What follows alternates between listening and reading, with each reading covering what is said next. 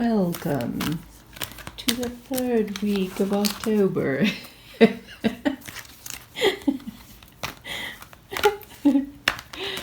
I was talking to this guy that was in the Lighthouse bookstore one time, and I don't know how we ended up talking about this. I don't know how this happened, but he said something about like, oh, I was trying to close the store. That was back when I did retail there. I was one of the cashiers. And and I was like, the customers just won't leave tonight. They're just like lingering around. And then he said, oh, I can take care of that. And he said, I've got this great voice that I can do. And it's like, get out. And I said, ooh, let me get that recorded.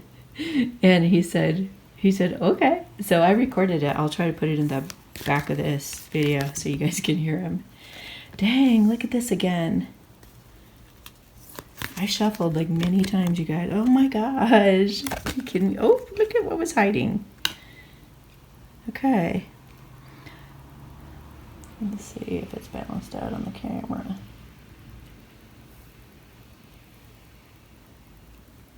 That looks about right. Okay. Here, I'll show you before I put that down there. So the cauldron synergy and healing is what's going on this week. Is what it's all about. So zombie control. Then you got skull of light illumination, mummy change, black cat fortune meets opportunity, and cauldron synergy and healing. You know what this sounds like? Somebody's going to stop being so controlling and stubborn. Somebody's been illuminated and awakened, and they're awakening as to, you know, why they've been holding on to things and grasping onto. Whoa, hello. And change is happening. They're going on a new adventure. They're a little insecure about it. They're not used to not being so controlling. They're like, this is new. Trusting life? What's that like? Synergy and healing. It's like everything is coming together. It's like they've been trying to manifest this new beginning. It's like they've been using visualization and other tools. It's like he put all his wishes in that cauldron, and he like whirl, and he was like wishing for something, and it's starting to come true. So he's like, you know what? It's time that I change. It's time that I take all the mummy wrapping off. Although that would kind of be like gross, but like, he's like wrapped. It makes me think of like the 8 of Swords. I was going to be like, whoa, if it was in there right there. But, the 8 of Swords is about being wrapped up in your own fears and anxieties that are totally, completely self-imposed and in your head. So he's breaking free from that wrapping. He's breaking free from, let me look for it. Hang on a second. Because he's breaking free from that so that he can realize his empowerment, his ability to manifest. Sorry. Hopefully maybe I'll pause this. Of course, what is it at the very end? Here it is. Okay. Oh, that's funny. It was right next to the death card, which is change and transformation. See, they just wanted to make a point. He's changing that. He's breaking free of these fears and anxieties. He was wrapped up like a mummy and blindfolded, and now he's like letting go of his control issues so that he can be free and have like a new dawn. The sun rising up is like the new dawn. And you know what? He's going to be blessed with that black cat. Fortune meets opportunity. It's like the universe blesses you when you step out boldly and bravely to go toward what your passion is, to go toward what you are excited to go toward, When you step into your power, dude. Oh my gosh. I'm telling you. This is all about, he's trying to go from this shaky little boy into the man he's born to be. And the one that's like the emperor's all 4 kings. So he embodies like passion, love, emotional intelligence, maturity, action, steady and sure and solid, and speaking his truth no matter what. He's looking for an opportunity to go on this adventure and step into his power and take the lead. This guy also takes the lead. He's a control freak. This guy's a control freak when he's in an unhealthy way, but he's like an upright today. I mean, I do uprights all the time, but what I actually do is I look at the meanings of all the cards and I see how they relate to the other cards. He's totally in love with her or him. He's in love with his divine masculine. So he's just looking for an opportunity to express that love and to manifest that love in an adventure. So he's just waiting for his ships to come in, and the ships are over here with this opportunity where he can step into his power and grab onto it. Wake up from the grave and grab the opportunity. So tell us more about this opportunity. What is he letting go of control of? What's he been manifesting that he was going to grab onto now and take this opportunity and run with it? The High Priestess. The Psychic. Also, like, he has a knowingness of who he wants. She might have a black cat. Also, just being like a teacher. An opportunity to perhaps be some kind of a spiritual teacher, all-knowing, giving advice.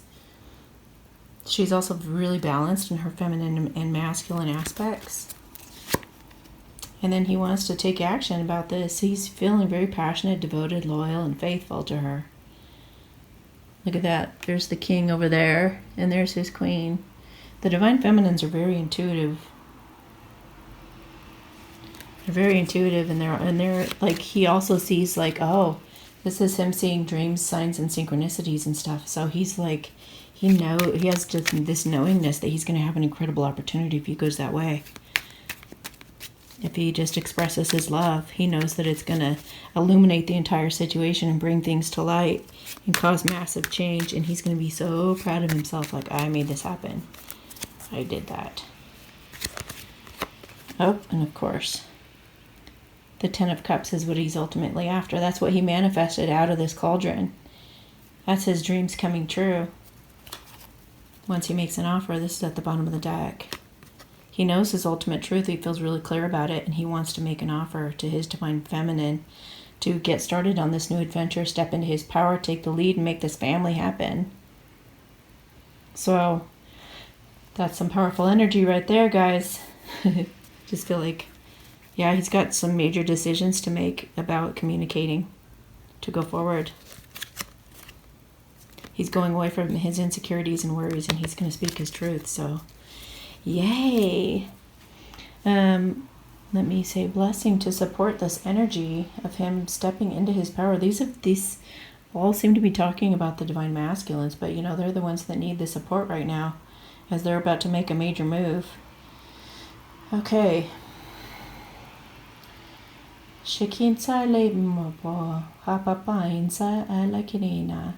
They just said, by they I mean my guides and yours all together, said drop the ego completely and just speak from your heart and like throw caution to the wind and not care about how you come across, the way you look, the way what she'll think of you or he'll think of you or whatever. It's like if there is something to be said to this person that you love, just say it.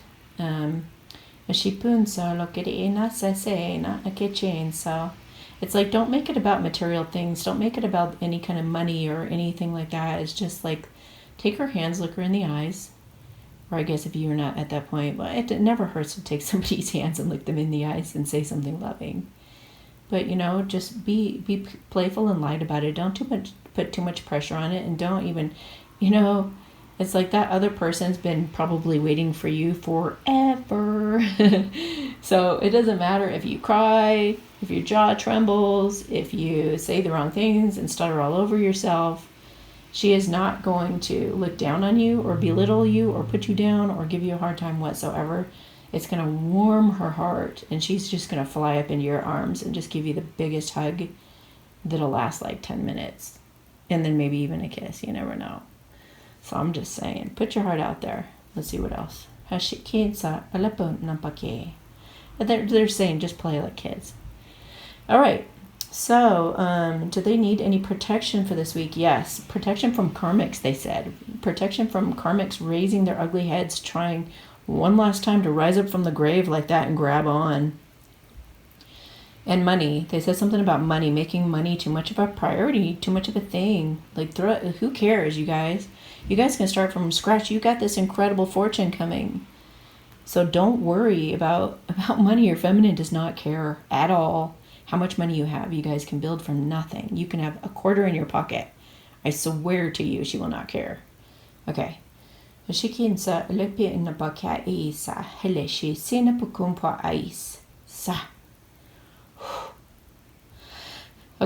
I told her to go away and go find her own happiness somewhere else. Or him. Okay, and the reason I keep going back and forth, him and her, is the masculine is the one who runs away from love, and the feminine is the one who chases after for a while. She chases love. But eventually they come to a neutral place, but they're still, like, for the sake of figuring out the roles that they play, we just call it that, masculine or feminine, in case you're new to this whole thing. And I always post at the bottom in the description of these videos the different types of true love relationships, so you guys that don't know about twin flames and whatnot can study a little bit. All right, hope this helps you guys, and go guys, go. Bye. Get out.